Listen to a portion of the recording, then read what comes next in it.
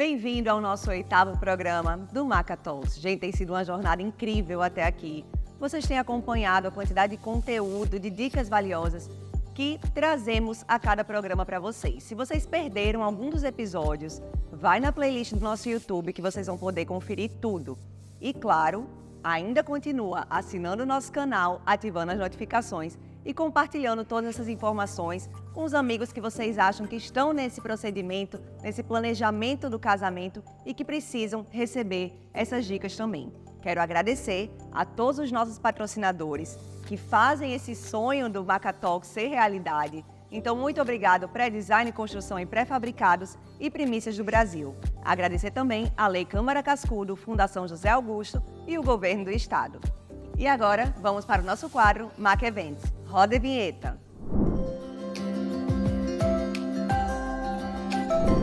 Gente, estou aqui com o Fernando e Daniel. Esse casal maravilhoso. Estou super feliz, meninas, de receber vocês. Muito obrigada por terem aceito o convite. Obrigada a você, Luan, pelo convite. É uma honra pra gente estar aqui. Gente, eu tenho o maior carinho por esse casal.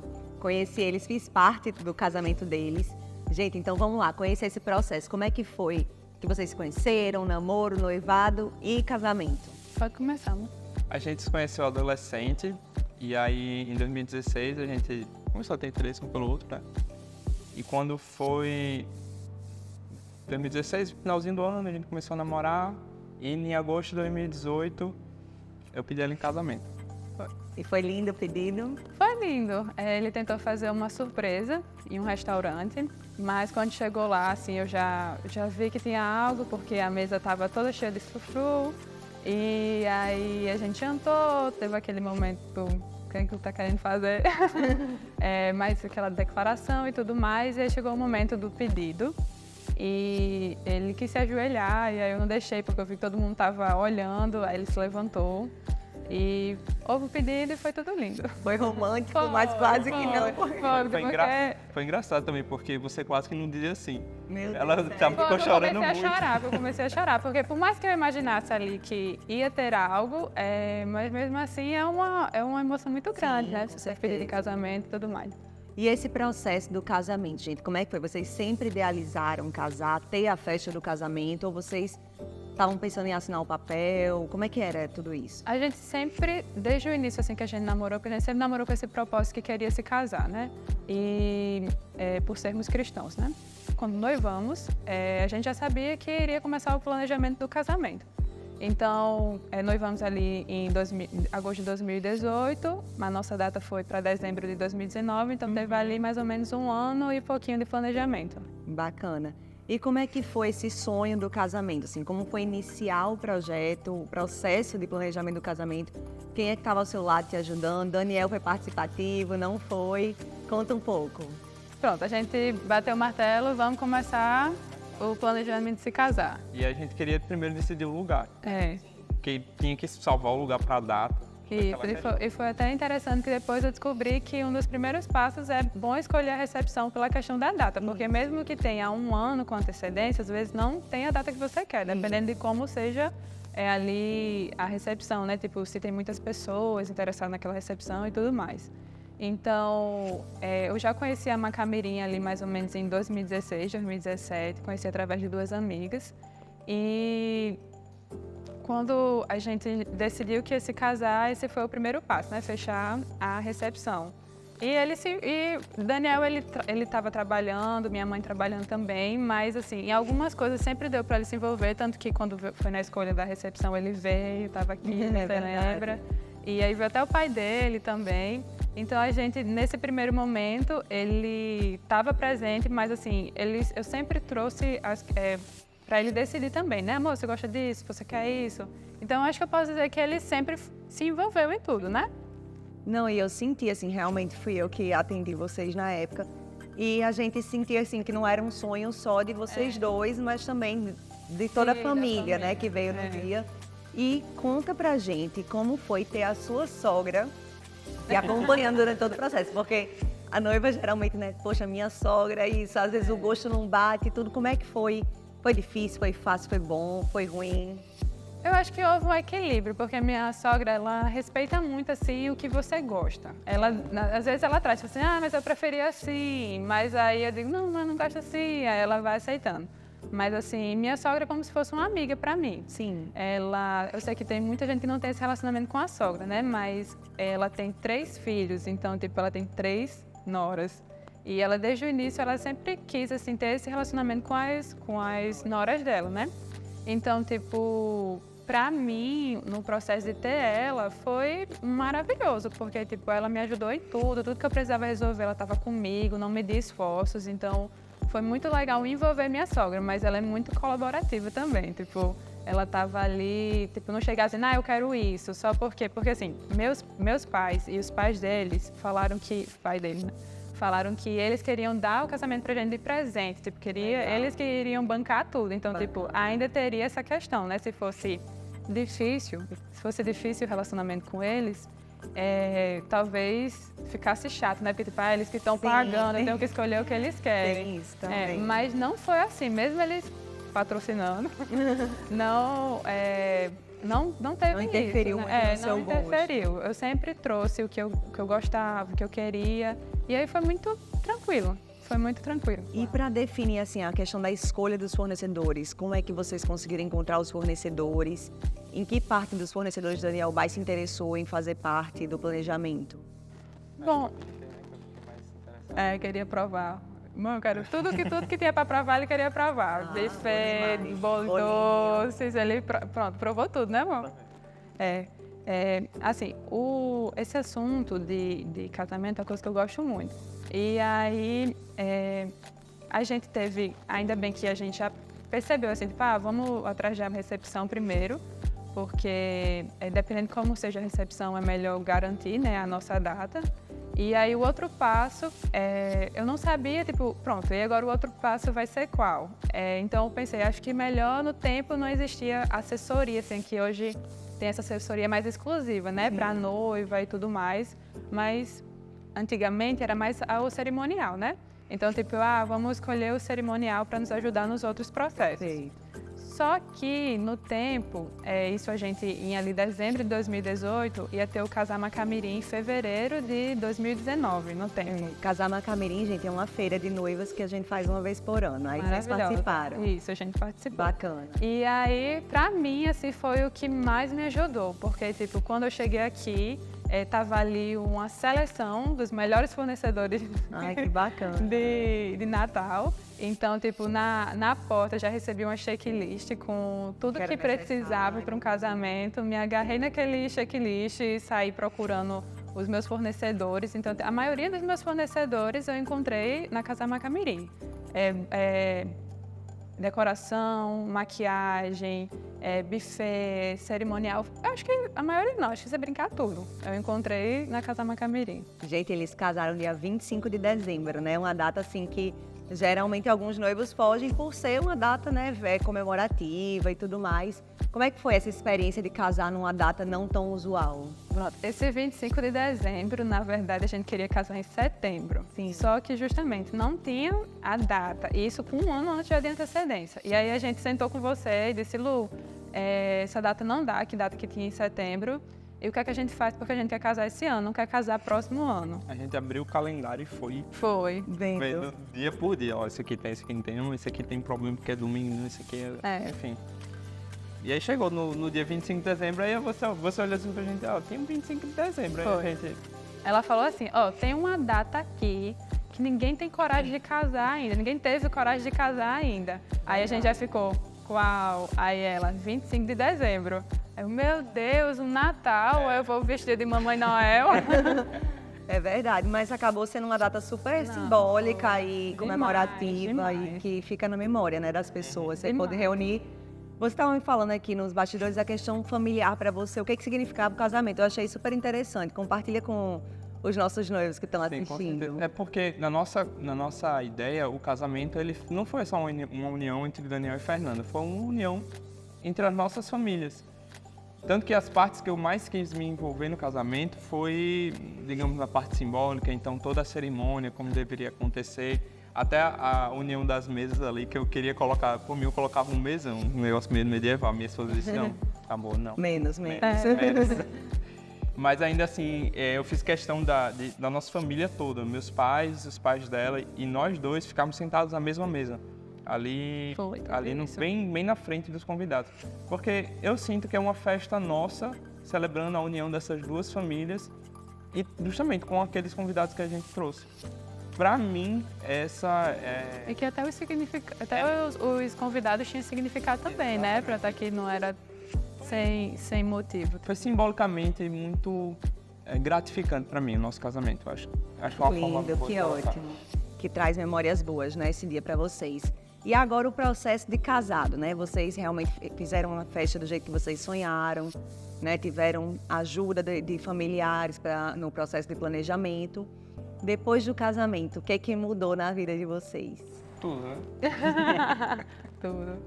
Tudo. Mas- Quer que comece? Fala aí um pouco mais sobre isso. Não, eu acho que, como a gente vem de uma família mais tradicional, a gente só sai de casa quando a gente se casa. Ou se não, por exemplo, no caso da minha irmã, ela foi fazer uma faculdade, foi fazer um curso em Belo Horizonte. E aí ela saiu de casa por esse motivo, né?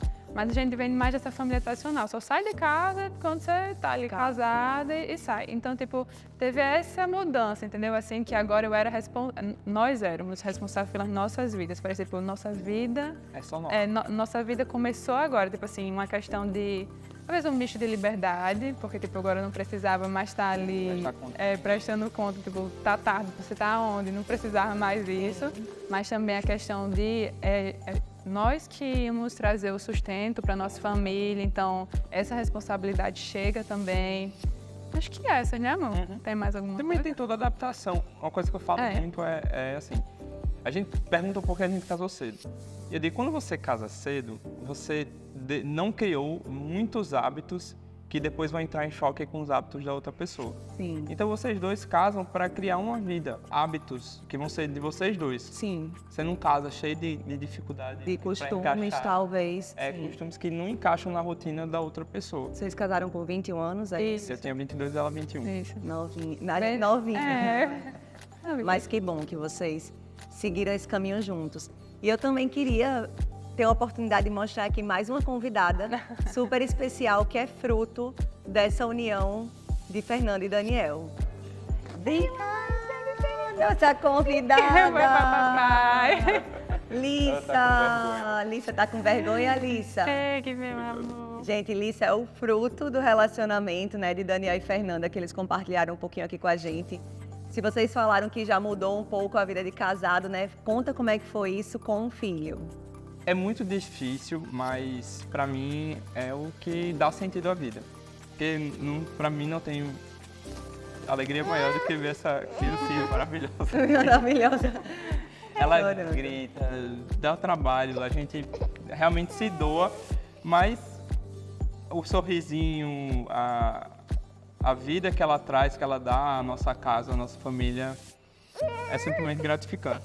E eu acho que é o fruto natural do relacionamento de duas pessoas, é ele multiplicar. E você, Fernanda?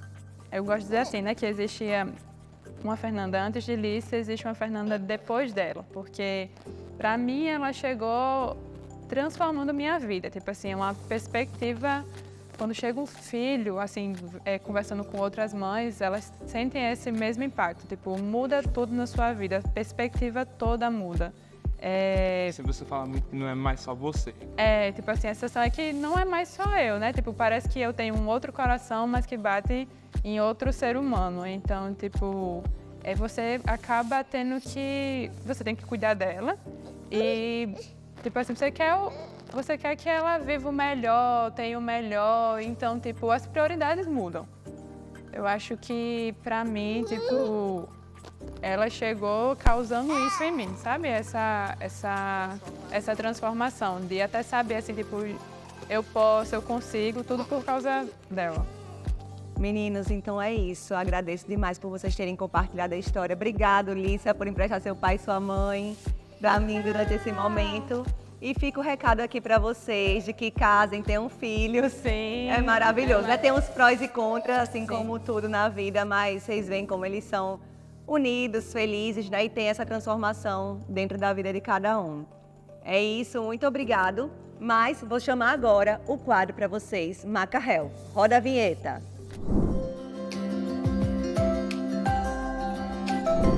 E o Maca Health, como vocês sabem, nós sempre falamos sobre saúde. Dessa vez vamos falar sobre saúde da pele com ela, Priscila Vargas, dermatologista e presidente da Sociedade Brasileira de Dermatologia no Rio Grande do Norte. Priscila, muito obrigada por ter aceito o nosso Eu convite. que agradeço. Hoje nós vamos falar de saúde da pele de forma geral, que eu acredito que você tem uma vasta experiência e conhecimento nisso. E a gente sempre traz para esse universo dos eventos, dos casamentos, seja uma noiva, seja todos os familiares que fazem parte desse dia especial.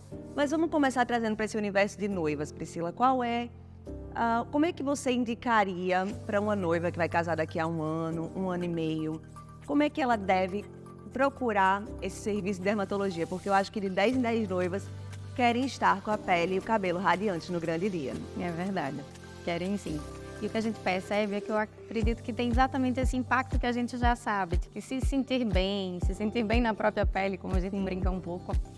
E a ideia de estar mais confiante, de se olhar naquele dia e aquilo refletir positivamente em todo o evento, em todos os registros. Uma coisa que eu costumo indicar muito é que também faça parte do planejamento, da mesma forma como a gente planeja a igreja, o fotógrafo, toda essa equipe, também coloque nesse planejamento a consulta com a médica dermatologista, com essa antecedência, porque é o que vai permitir que a gente consiga planejar adequadamente para aquela necessidade o que a gente precisa fazer. Porque a gente tem noivos que podem ter, com o nosso clima, a gente tem com muita frequência acne, dermatites. Então, uma doença em atividade prejudica enormemente a beleza daquela pele. E muitas vezes é muito difícil, inclusive, de maquiar, de disfarçar aquele incômodo no dia do evento, se aquele não estiver tratado. Então, com um tempo hábil, a gente pode planejar não só o tratamento das doenças que porventura possam existir, quanto planejar os procedimentos, caso a paciente deseje. Então, é muito interessante que a gente tenha esse planejamento e que a gente possa organizá-lo.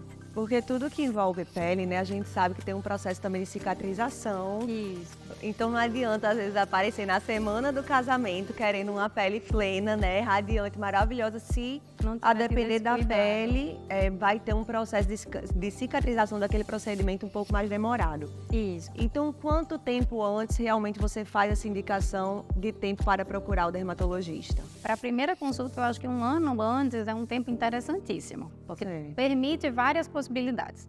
Se nesse primeiro momento a gente vê que as demandas são pequenas, que ele só vai precisar de uma organização da rotina de cuidados, que vai ficar executando em casa mesmo, e numa época bem próxima do casamento, retornar para fazer um peeling, por exemplo, um laser mais simples, no sentido da cicatrização mais curta, a gente programa que um mês antes ela vai retornar, mas ela vai ter tido tempo de fazer esse tratamento em casa durante um ano e vai retornar um mês antes, por exemplo.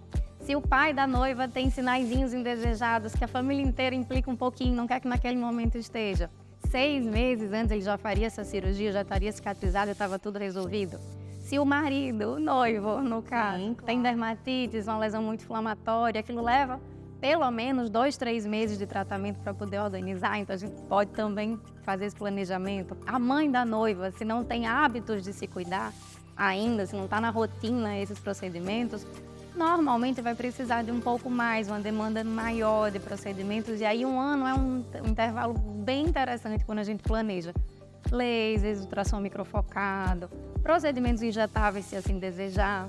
E aí faço um outro parêntese para os injetáveis. Eu sempre digo que a noiva ela deve ter naturalidade e segurança.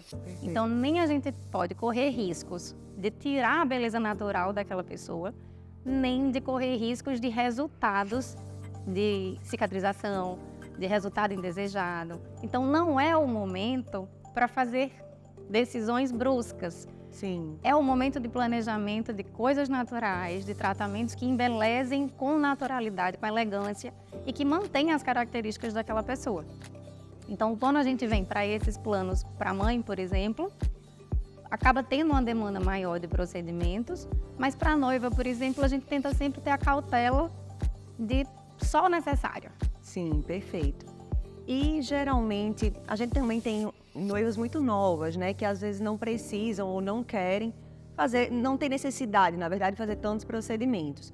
Mas ela quer um decote na frente, um pouco mais profundo, um decote nas costas, e às vezes enfrenta problemas talvez como uma acne, como manchinhas na pele. Dentro do consultório de dermatologia, tem como tratar também as demandas da pele e do corpo? Com certeza. A área, eu brinco que a pele vai da cabeça ao pé, literalmente. Sim. E aí essas outras áreas também estão em destaque, dependendo da roupa que foi escolhida, da atenção que ela quer dar para aquele decote. Ela deve incluir o colo, e aí eu já começo de um cuidado que deve ser para qualquer pessoa, não só noivas. O cuidado em relação à proteção ao sol. É fundamental que esse cuidado seja contínuo, a gente já reforça isso o ano inteiro, mas para noivas e familiares especialmente, a gente ressalta a importância disso para que aquele sol não acentue manchinhas indesejadas, não faça lesões indesejadas e não deixe um bronzeado que às vezes não vai ficar elegante naquela roupa. Sim. Então esse já é um ponto que fica aqui como sugestão para todas as pessoas. O segundo ponto é que quando tem as sardinhas, aquelas manchinhas no colo, a gente pode fazer o tratamento com luz pulsada, que é uma tecnologia, um laser, uma espécie de laser, na verdade, é uma tecnologia à base de luz, mas que tem esse objetivo de diminuir as manchinhas acastanhadas. Se aplica muito bem para os colos das mães ou de pacientes que tiveram muito tempo de exposição ao sol ou que têm uma predisposição. Sim. E podem fazer isso normalmente 3 a 4 meses, a gente precisa de tempo para fazer o planejamento total. Então, o ideal era que começasse 6 meses antes. Quando tem acne ou outras lesões, o tratamento é ou com medicações em casa ou com medicações orais, mas também 6 meses é um tempo interessante para esse resultado final. Da mesma forma, pode ocorrer acne nas costas e às vezes o decote é no dorso. Então, também muito interessante que esse cuidado seja orientado tanto para as coisas, para os tratamentos do dia a dia, quanto eventualmente um peeling nas costas, por exemplo, que é aquele tratamento que faz uma leve descamação e vai dar mais uniformidade de cor, de textura e vai embelezar essa área também. A gente tem uma mania, né, de puxar muito para as mulheres, né, para as noivas, mas a gente sabe que cada vez mais os homens também estão procurando se cuidar, estarem bonitos, porque não é só o casamento, mas também logo depois tem uma lua de mel. Tem toda uma situação super especial acontecendo. Então, dentro do consultório também existe um tratamento mais direcionado para homens que têm menores incômodos, talvez, mas ainda querem estar mais radiantes, mais bonitos. Essa parte da acne, como você falou, talvez uma pele mais oleosa, uma pele masculina. Você também atende esse público, doutora? Também, e é importantíssimo, porque a pele masculina ela tem uma oleosidade acentuada. Sim. Então, muitas vezes, aquilo para o paciente transmite uma sensação de que a pele não está limpa, de que não está bem cuidada. E o tratamento organizadinho, direitinho, vai fazer uma melhora dessa produção de oleosidade, uma melhora da textura. Muitas vezes o homem tem um músculo forte, então é provável que tenha vincos mais marcadinhos. Então, às vezes, a gente indica com leveza, com naturalidade, mas é interessante a toxina, às vezes, para o noivo, no caso, para suavizar uma expressão que possa estar ali de bravo, Pesada, uma expressão mais pesada. E muitas vezes por pedido da noiva mesmo. Então, não só para a autoconfiança dele, mas para agradar, às vezes, a um pedido. Da noiva, verdade. Tem que agradar, viu, gente? Porque senão acaba ouvindo. Mas é isso, doutora. Quero agradecer, na verdade, pela sua presença aqui. Queria que você deixasse um recado final para as noivas. Como é que elas podem te encontrar? E também deixar uma dica de, talvez na semana, o que fazer para estar com a aparência um pouco mais descansada no dia. Deixo sim. Bom, eu atendo no meu consultório, no edifício Manhattan, na Clínica Lume. E uma dica que eu acho que se enquadra muito bem para toda noiva é: na semana do evento, como eu disse, não corra risco. Então, siga o planejamento que foi feito de tratamento. E o que pode ser feito a mais, normalmente são máscaras hidratantes, que vão fazer aquela ideia de pele como a gente deseja, com mais glow, com mais luminosidade, com um viço de qualidade. E aí essas, elas normalmente são feitas uma vez por semana. Quem tem uma pele mais oleosa, uma leve esfoliação com máscara mais matificante. Quem tem mais a pele ressecada, uma máscara hidratante. E manter todos os cuidados. Não mexer de forma alguma em nenhuma lesão inflamada e procurar o consultório se tiver alguma urgência, porque a gente também vai colocar isso como meta de resolução. Doutora, mais uma vez, muito obrigada. Desejo sucesso para você. Obrigada. E agora, uma dica muito especial do nosso patrocinador. Se você procura construir a sua casa, seu empreendimento, a dica é para você, da Pré-Design Construção e Pré-Moldadas. Com quase 50 anos de mercado, a Pré-Design atua fortemente na construção civil por todo o Nordeste, produzindo estruturas pré-moldadas em concreto e produtos essenciais para toda e qualquer obra. Tudo planejado e testado com a mais alta tecnologia, o que garante uma maior precisão no planejamento, execução e qualidade da sua construção. Pré-Design e estruturas pré-moldadas. Para mais informações, consulte o site www.predesign.com.br. Para começar bem o dia, tapioca Sinhá Maria. A única feita com água mineral. Tapioca branquinha, mais pura e saudável, mais fresquinha e saborosa e muito mais fácil de fazer. Colecione elogios. Sua família vai adorar. Com recheio doce ou salgado. No café da manhã, no almoço, no lanche ou no jantar. Vai bem a toda hora. Tapioca Sinhá Maria. Mais um produto Primícias do Brasil.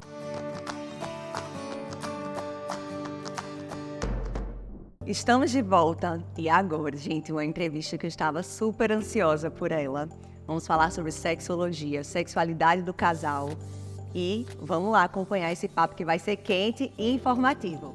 Roda a vinheta do Macarrel.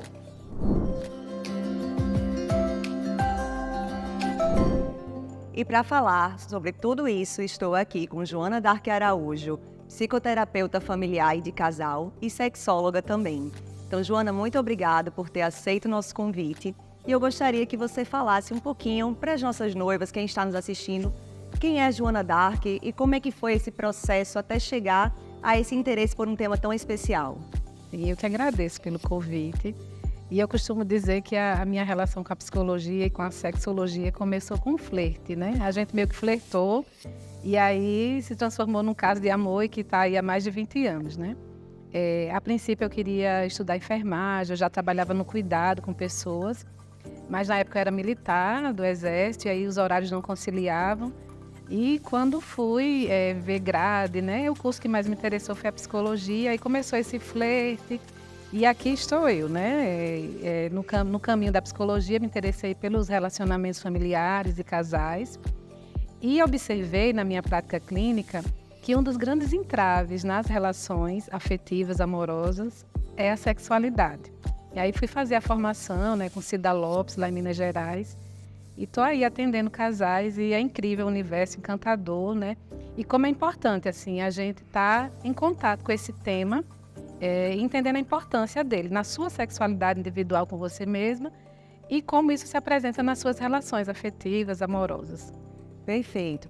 A gente aqui tem um universo muito grande, né? O universo de casamento é um universo vasto e nele a gente encontra diversos perfis de noiva.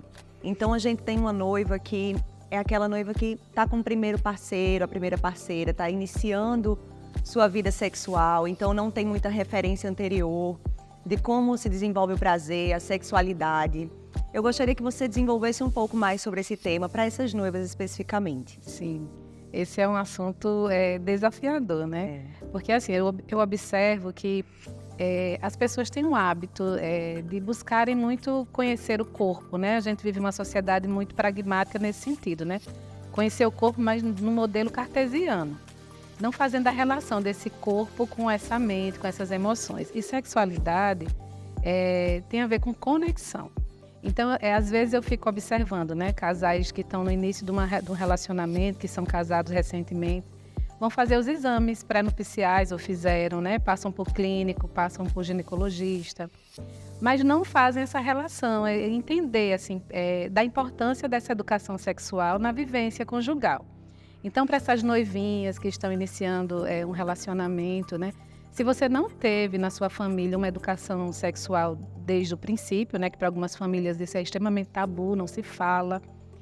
Oriento que busque um profissional, né? Busque conversar com amigas, busque conversar com algum profissional da área, né? Na sua ginecologista, busque entender um pouco mais desse corpo, não só a parte anatômica, mas como é que é a relação do desejo, como é que isso se apresenta, né? uma das coisas assim mais obscuras para a mulher até hoje é entender o funcionamento do seu clitóris, por exemplo, né?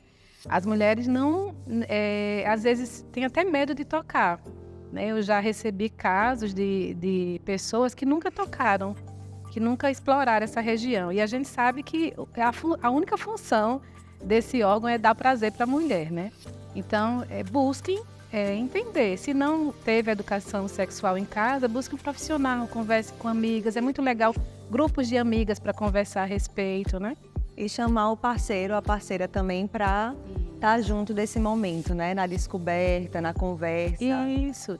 Entender mesmo, né? Como é que eles podem se conectar nesse início, né?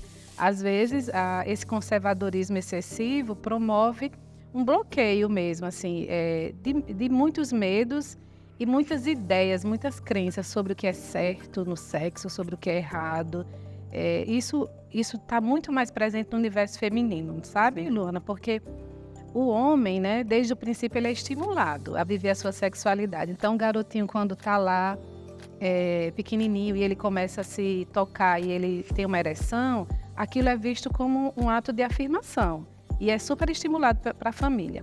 A menina, se ela está lá se tocando, se masturbando, aquilo é feio. Fecha as pernas, tira a mão daí, né? Então, desde muito cedo, a gente vai entrando num lugar de muita repressão mesmo, a mulher. Sim. Então, é muito legal que esse homem e essa mulher possam conversar, possam entender, principalmente que o parceiro, o homem, ele tem essa ideia, assim, que a vivência dele é diferente da mulher. Claro que isso vem mudando, mas em se tratando de pessoas muito conservadoras ou que não tiveram esse tipo de educação, né?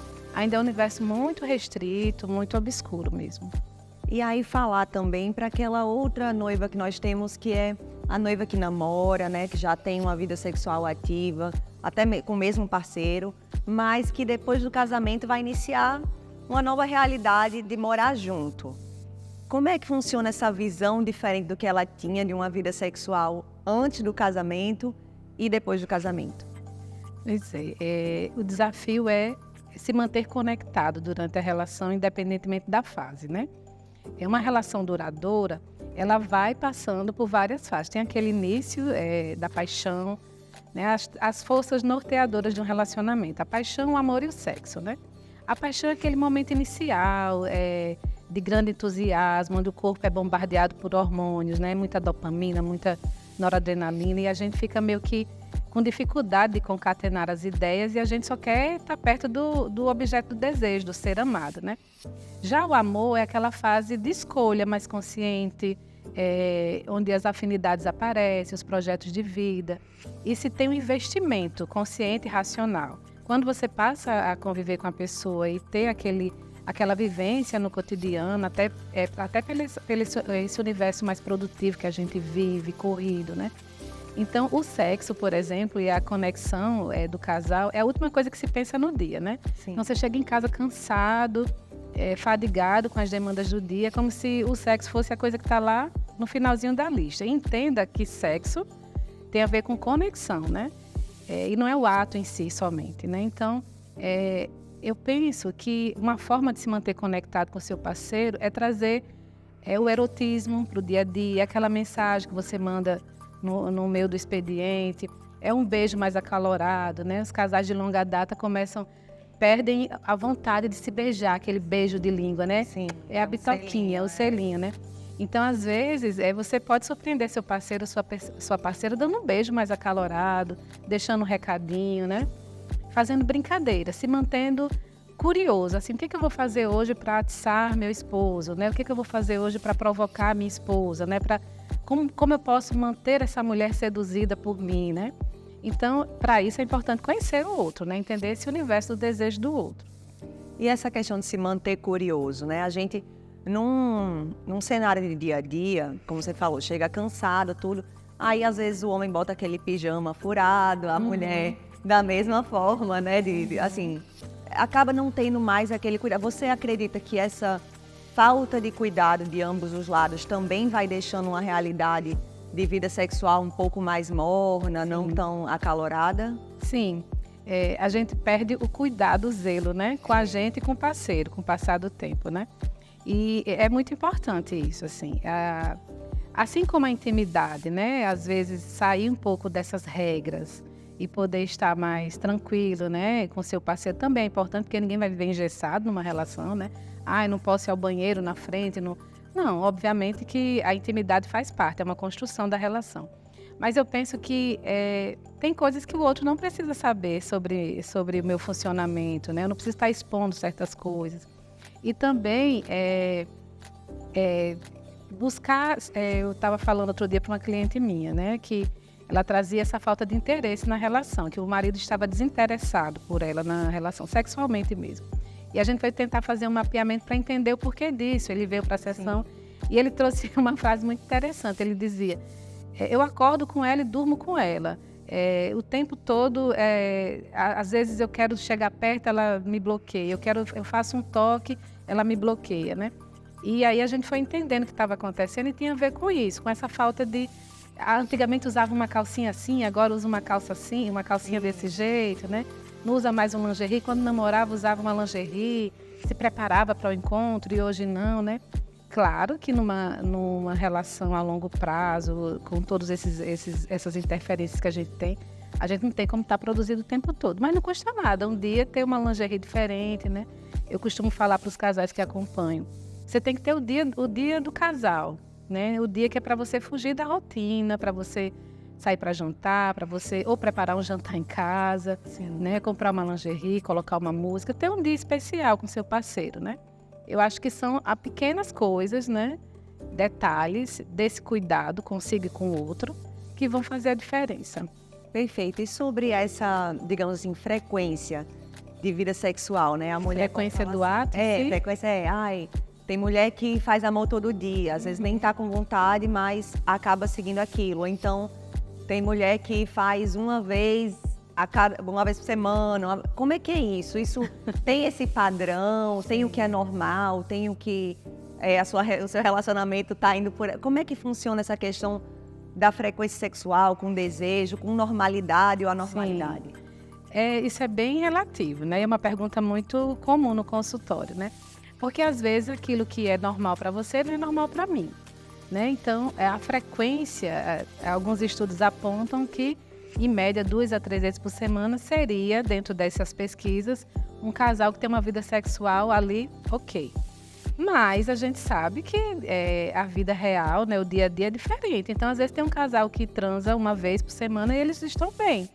Porque eles, além de ter o ato sexual em si, o momento de conexão, de entrega, eles têm durante os outros dias da semana conexão. Sim. Né? Então, o ato acontece uma vez por semana, mas é um casal que se beija, é um casal que se toca.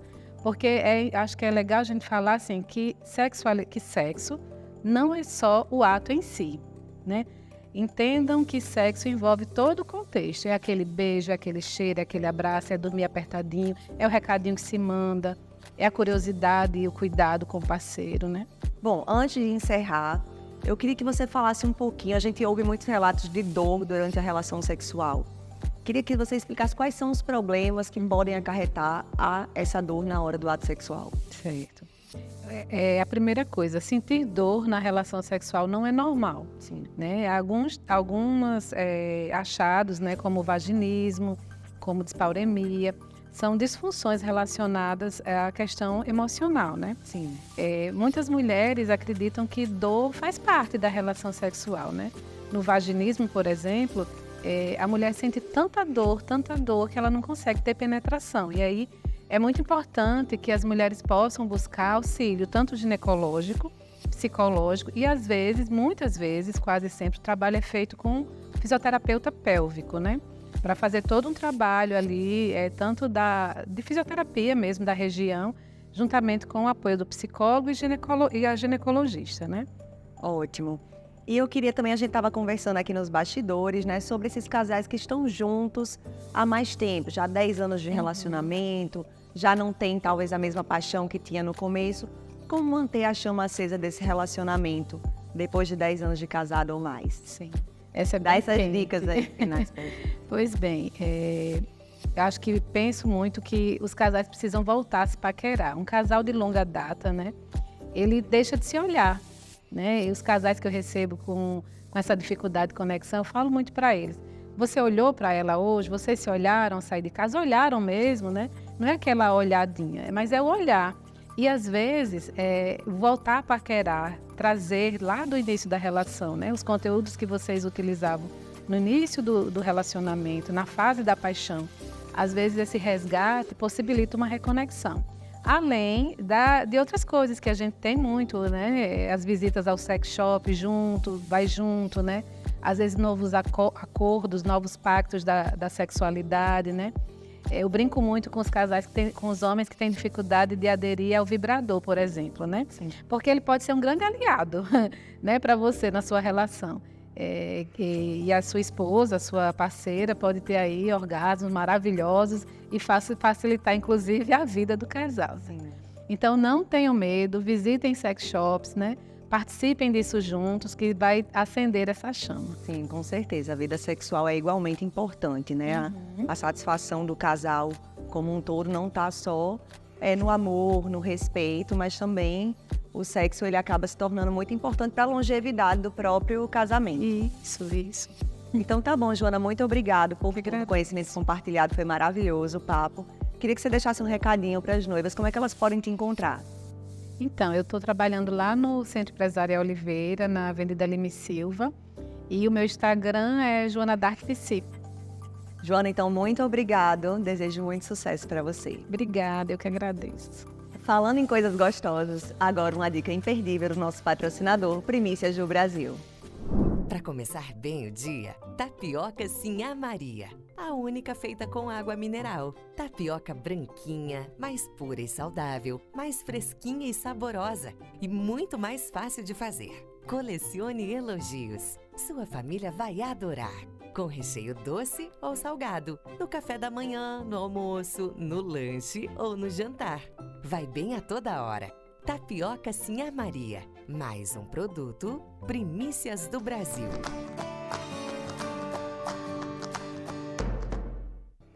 Com mais de 50 anos de mercado, a Pré-Design atua fortemente na construção civil por todo o Nordeste, produzindo estruturas pré-moldadas em concreto e produtos essenciais para toda e qualquer obra. Tudo planejado e testado com a mais alta tecnologia, que garante uma maior precisão no planejamento, execução e qualidade da sua construção. Pré-Design Estruturas Pré-moldadas. Acesse o site www.predesign.com.br.